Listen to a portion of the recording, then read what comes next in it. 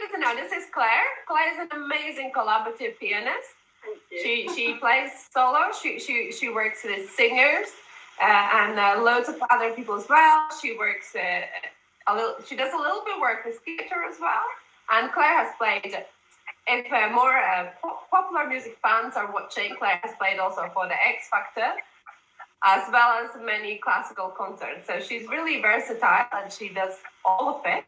So Claire, maybe in a few words, you can tell a little bit about yourself. Yeah, so basically I'm from Essex originally and I'm studying at the Guildhall School of Music and Drama at the moment, which is really fun. I studied previously at Trinity Laban with yourself, which was lovely. And I'm just a collaborative pianist, accompanist, yeah. Great, thank you, Claire. So what would you say, how do you feel as an accompanist? Would you say you also have a collaborative freedom of expression? Because of a previous conversation, there were some comments saying that the term accompanist is misleading. So that everyone should kind of work together and it's a two-way street, really. And I think with singers, it's very much so. Yeah, I guess it can be a bit of a dangerous term, calling myself an accompanist. I don't think about it too much because I just go and play the music, really. But I am in a collaboration. Yes, that is the right answer there. Yeah, it's definitely, I don't know, I don't think it matters too much, personally. But if people feel uncomfortable about it, then they should definitely call themselves collaborative. Because accompanist collaborative, I still think I'm an equal partnership. It's just a name. Exactly. So now you're quite accomplished. You won many prizes while at Trinity. Is that every single song contest there was? Am I right? Yeah, I won. Yes, and I did it. Yeah, somehow. But yeah. So, tell me, how did this all started out? You know. Yeah. When you were young, when you started playing piano, did you think you're going to be here today and you're going to be doing what you're doing? No, not at all. I didn't think that at all. I'll just tell you about how it all began, really. When I was 7, I really wanted to learn the flute. And then they had too many people learning the flute at school, so they put me on piano instead, which I guess was a happy accident. And what happened was, as I was learning around the house, I'd just hear things on the radio or on the telly, like the EastEnders theme tune and stuff like that. And I'd just play it on the piano by ear and stuff. So I guess I've always had an interest in it. Then I went to school and I did loads of, like, all the singing you can sort of think of as well, all the choirs, loads of all my grades, all my singing grades, all my piano grades. But the thing was, I was really interested in being an actor. That was something to me that I massively focused on throughout my school career until I got to sixth form and I'd done my grade 8. But the thing was, I just liked the piano. I didn't actually have a huge interest in it. And this concert pianist called Richard Merrick, who I feel I owe nearly all my success to, really, because he sparked this interest that I didn't really have before.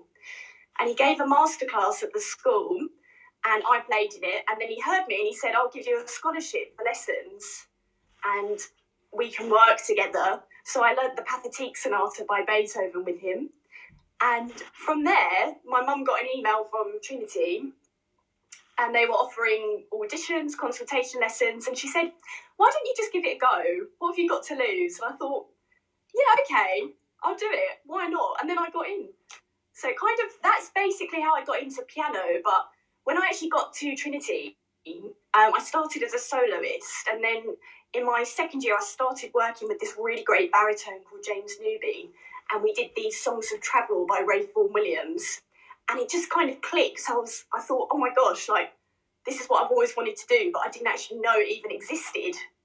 So it was kind of at that point I had this switch and this turn. And then, unfortunately, as you know, my teacher died in my 3rd year. So at that point, I just had this whole catharsis where I thought, I don't really want to do acting. I don't really want to do solo piano for my whole life. What can I do that brings it together? So I went to my new teacher, Eugene Asti, who's absolutely amazing. I'm still with him now. And he made me realise that you can do accompaniment as a career. It's a really fun and lovely career as well. And it all just made sense from there, really. So, yeah. That's a fantastic story. Yeah. You know? I remember meeting you at Trinity before your third year, or just in your third year, I think just before your teacher passed away. And I just want to ask you, because I know you're a lovely singer as well, and you do vocal coaching for actors. So does that part that you've done all your singing grades and you've done your singing, does that help you now working with other singers or preparing material? Massively. I don't know if there's any budding accompanists or people who are thinking about doing collaborative work at all with as a pianist. But what I would say is usually accompanists, collaborators, we all specialise in either singers or string players or whatever we're going to do. So I work mainly with singers and string players. And just having that understanding of how a singer works, the thing is, it will make your partner feel that they're in very safe hands, and it will make them a lot more confident to make the choices artistically that they want to make, because they know, like, when they breathe, that you're going to breathe with them instead of racing ahead in the piano part and stuff. So that's really, really important. Certainly with string players, I had about 2 years of violin lessons, but I definitely couldn't play a violin. I'm not very good at it, unfortunately. But what I did do at Trinity is I do a lot of harpsichord stuff as well. So I played in a lot of their orchestras as a harpsichordist. And when the conductors were talking about string mechanics and bowing and stuff like that, I definitely didn't switch off in those rehearsals. I listened very, very carefully to how the conductor talked to the string players and everything. So from there, I got this great knowledge, I think, of how it all works. And another really important point I'd like to make as well is it's important to understand, even if you don't have a singing lesson yourself or a technical capability to sing, go and get your mate and just sit them down and say, can you just tell me everything you know about your instrument? Because the thing is, for example, if you're making a programme about, I don't know, with a mezzo soprano, and you ask them to do Mozart's Queen of the Night aria, which is really, really high and difficult to sing, it's just physically not going to work, and they're going to be really uncomfortable. So I think it's really good, even if you don't, you can't sing yourself, have a good idea of the instrument or the voice that you're working with. Well, there's an unprepared question that just brought to my attention what you were saying about being prepared. Do singers take in consideration the piano parts when asking you to play a concert quickly? Because I know that sometimes there are very, very difficult piano parts, especially for some instruments like wind. Crazy. So. Yeah. I think they do. I think that's the important thing about collaborating, because I will learn their part just as well as I'll learn my own. So I would say, even if they can't sit and play it, they'll often ask me to sit and play it for them, and they'll listen to it, and we'll talk about, we'll sit down maybe away from the piano with the score in front of us and just talk about things within the music. Do you see what I mean? So yeah, I think it's important for them to know their parts and stuff as well as they possibly, my part, as well as they possibly can. That's fantastic, Claire. And this probably proves why you're so successful at what you do. I just wanted to ask you, so there's a lot of, understanding the singers, understanding their needs, and you're excellent at doing this, and, you've come so far. Do you think you also have your own artistic freedom? And when preparing, and how do you prepare? So how do you prepare? Do you consider lyrics when you prepare the accompaniment?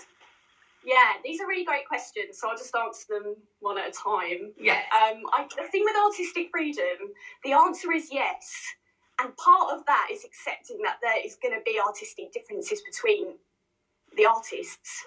So that's kind of the fun of it. If you can accept that, then that will mean you have freedom, because it will mean that you can express your opinion, whether it's agreed with or not, and know it's a safe environment to do that in, if that makes sense. So I guess a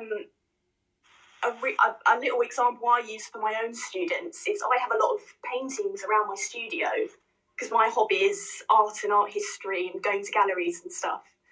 And I've got all different artists, going from John Singer Sargent, Georgia O'Keeffe, James Tissot, Delacroix, Chile. They're all completely different eras, and I love all of those paintings. But some of my students, when I talk to them about those, will say, don't really like that so much. And to me, I don't take that personally. I think, wow, that's so interesting that you see it in such a different way from me. And how can we use this to bring our ideas together?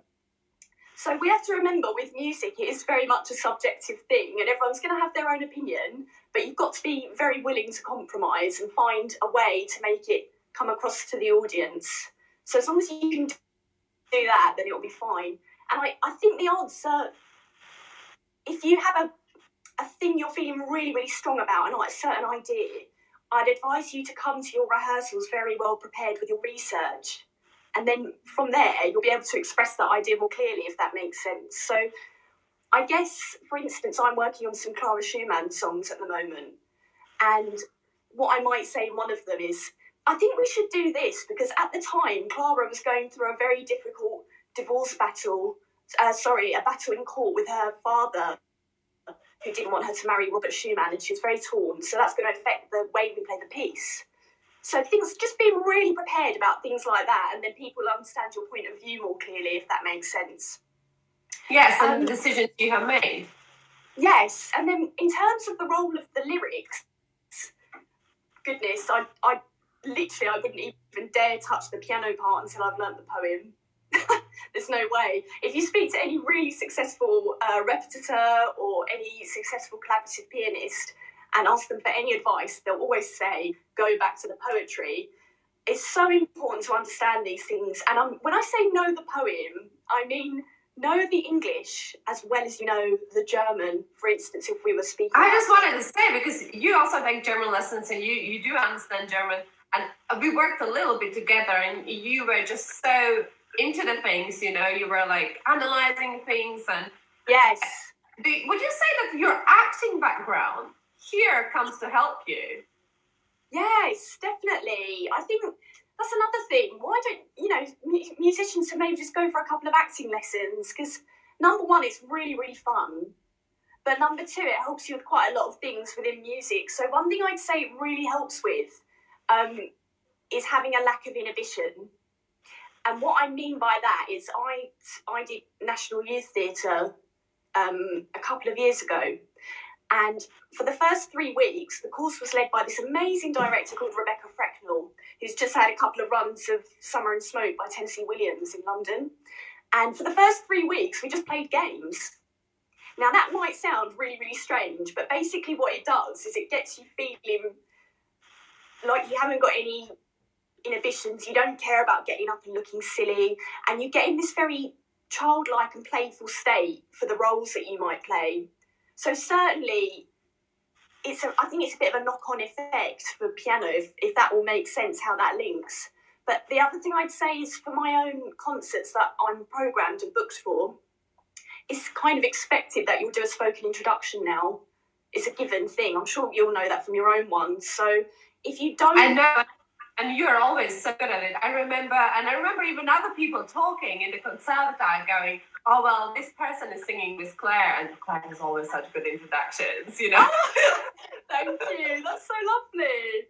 Well, the thing is I think it's the acting, because it's given me quite confident public speaking skills. That's the thing. And I think as a pianist, it's very easy to hide at the piano and not come forward. But I think it makes you a lot more human to the audience. And I guess with acting, I've learned technically how to project my voice in a big room.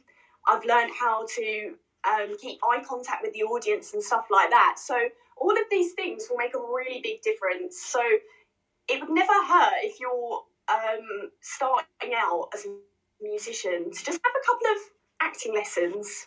What have you got to lose? Exactly, very good. So Claire, here's a hello and greetings from New Zealand by Ilse.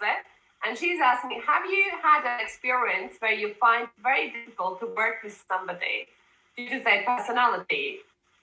If yes, how did you overcome it? That's a very tricky question. I probably have to think about it very carefully to answer you properly. But what I would say is I feel like I've been pretty lucky in general, but I'm fairly careful about who I work with. But even if people feel But would you say in music we leave our personalities they're there, but end of the way, I think it's the a music professional that counts, thing, isn't right? it? You leave things at the door, you go in and it's just another day in the office, really. So if I don't really have that much of a problem myself, but if I were to advise someone who was having that issue, I'd say just try not to take it personally, because perhaps they're having a bad day and they've just happened to take their bad day out on you, or perhaps they're finding something difficult in the music. So just the thing about being a good collaborator for any instrument, I think, is just being a really good team player. So always try and support and be kind to whoever you're working with, no matter what they're bringing to the rehearsal, because it's just really important to make everyone feel comfortable and at home. And I think I think that answers the question. And I can tell also from experience, I work with Claire together, and she really does always kind of try and, stay calm, even if somebody else is a bit nervous. Because, as musicians, we all can get, as you say, like, you have a bad day, and then if you have that one person that's like a rock. Yeah, I think it's everyone has days that are very difficult. It can be being a musician can be very stressful sometimes, but what you have to do is always try and turn everything into a positive situation, even if it doesn't feel that way, and just think this, even if it is a really difficult person, think, how can I use that to learn for the next time? That will, use it as a self-improvement to help you be a better person, I would say. I think it always helps. And also sometimes it's just, we are all musicians. We all have our day. Yeah, it's how it is.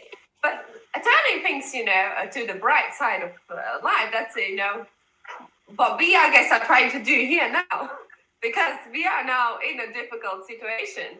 How is your work? Has your work suffered? Or, you are very upbeat, Claire. You're always, just so happy.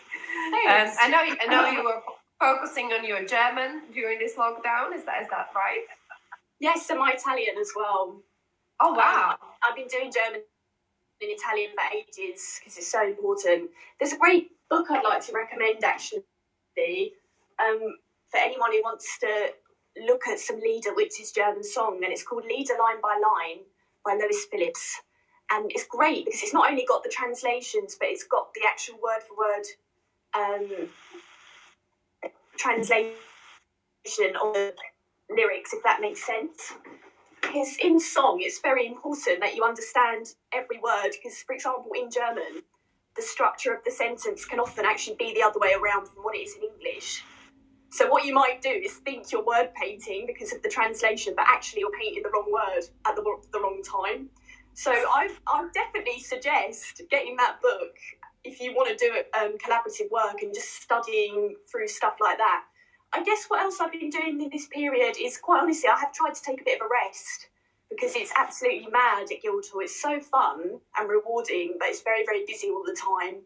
You play a lot of concerts. I do. And you play a lot of concerts.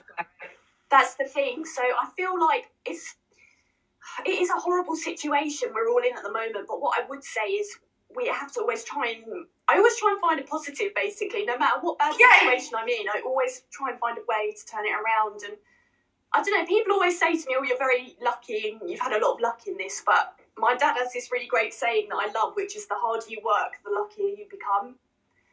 Yeah, we have a similar saying. I think where I come from, everyone is, how do I translate this now? You see, translating even saying this is hard. Yeah, I know. Everyone is their own blacksmith of their luck. I think that's sort of what it is. Meaning that, you make your own luck. Yes. Sort of in a way. And I think that's definitely very true. I think, and also always, people, if you're a very positive person and you keep persevering and going on, then that's what's going to show to everybody else. I think so. And I also would like to say, additionally, it's okay to have a day where you're feeling like it's a bit tricky, I think, in this situation, because it is a massive shock. So I definitely would say creatively, I am finding it slightly difficult to get in that creative mindset. So what I'm doing instead is I'm doing a load of technique work instead of doing lots of artistic stuff, because I am, the stress of the virus is pretty difficult for everyone. So what I'm doing is I'm really using this opportunity to make my fingers really strong and to make my octaves really fast. And yeah, I'm trying to make it as positive as I can. But definitely, I think if anyone is finding a day tricky, then it's totally fair to have a day off at the moment, I would say. And that's coming from me, who is allergic to days off. I find days off really difficult. It's just not in my vocabulary. But I think at the moment we all need a couple of days, perhaps in this period, where we self-reflect and stuff, because it's tricky. I think the tricky thing that everyone says self-reflect, and when you're a musician, you can't go out. Your concerts maybe are cancelled or your company, but you find things to do and you move things online, and it's kind of, what can you do? I think that maybe you need to learn to slow down a little bit more. Yeah, no, you're doing so well. It's definitely a tricky thing, but everyone, as much as they can, I think, should try and use this time to self-improve. Another thing I've been doing is exercising absolutely loads, just while I've got the chance.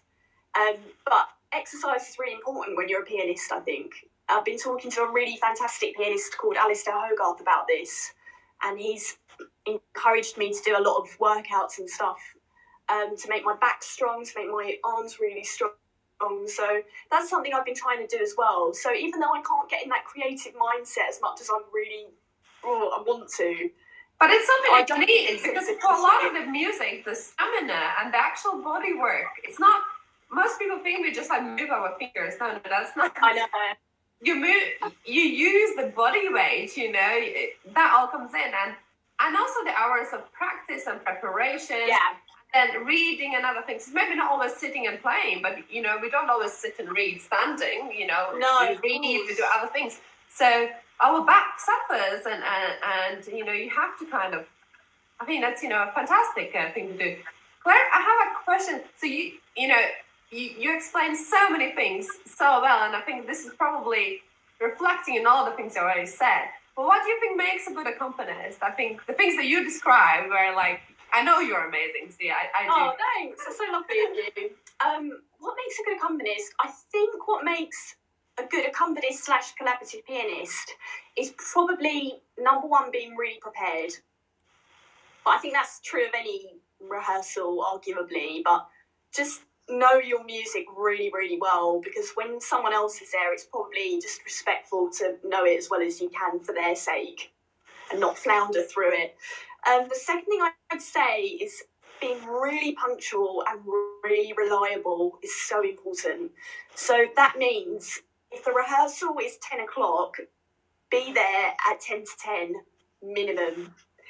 If you were in an orchestra, the rehearsal would start at 10, and if you weren't in your seat by 10, tuned, warmed up, ready to go, the conductor wouldn't be very happy. And I try and treat all my rehearsals the same. So I always try and be very punctual, reliable. If I can't go to a rehearsal, I always send someone to cover me.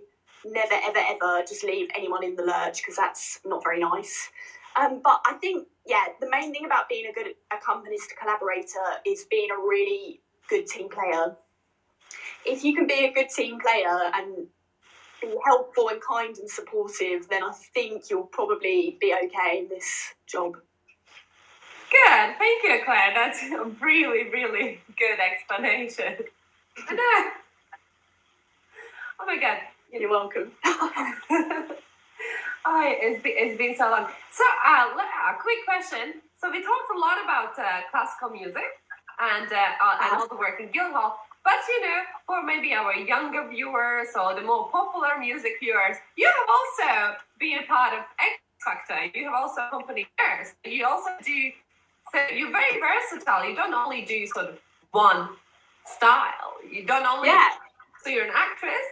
You love art. You speak several languages, but you also sing piano. You don't stop at just one way. You go I'll do this other thing as well. Yeah. Tell us a little bit about that experience. What about being versatile, did you say? About when you went to an X Factor, I think. Oh, right, sorry, I misheard you. Yeah, it was really fun. I mean, jazz and pop music and musical theatre music is really natural to me, because it's what I actually did more of when I was at school, probably, where I wanted to be a musical theatre actor so much. I literally know every musical in the West End word for word, 100%. I love musicals, I love pop. I did all my pop singing grades and stuff like that. So when I got to do stuff like the X Factor, because I did it as a backing singer as well as a backing keys, It was so fun. You get a lovely costume. You get to see all the judges. It's very glamorous and enjoyable. All my young students loved it, I think. It was really, really fun. My dad and mum were very happy too. That's very good. That's fantastic, knowing you from Trinity, I didn't know it for a while until I think we worked together, and then I kind of read it in your resume, and then it's like, yeah, I need to find this. Where can I find it? Oh, it's on my website. But yeah. And the website, it's on your Facebook page. It's just showing down on the bottom. Yeah, give it a like, guys. Definitely. No, but I mean, Claire, it's such an honor to have you speak today. And thank you. say all of those things. I really enjoyed it. Thanks for having me. I think you're such an amazing pianist, and the amount of work you put into every performance and every collaboration, I think it really shows, and it's probably why you are so successful as well. Oh, thank you. That's so lovely of you. I really appreciate that. You're so modest. What do you think comes after Guildhall for you? I'm going to try and be a junior fellow at one of the conservatoires. So I'm going to go for Royal Academy of Music, Trinity, Laban and Guildhall for their junior fellowships. So when you're a junior fellow, it's sort of like being a staff member a little bit. You get a little bit of pay, but you're mainly there. It's kind of like an apprenticeship, I suppose. Yes, it's apprenticeship. It normally goes on to be a fellow, right? Yeah, and I guess the aim in general is to end up being an accompanist at one of these institutions on a full-time basis. Or I'd like to start looking at more musical theatre, musical directing and stuff like that. I'm still a little bit undecided, but I've still got a little bit to go with my postgrad, and then hopefully, fingers crossed, touch wood, the junior fellow before I would. Well, I mean, you can always, you can be a junior fellow, and after you can say, well, I'm just going to do a project, and I'm just going to make this musical happen. Why not? Yeah.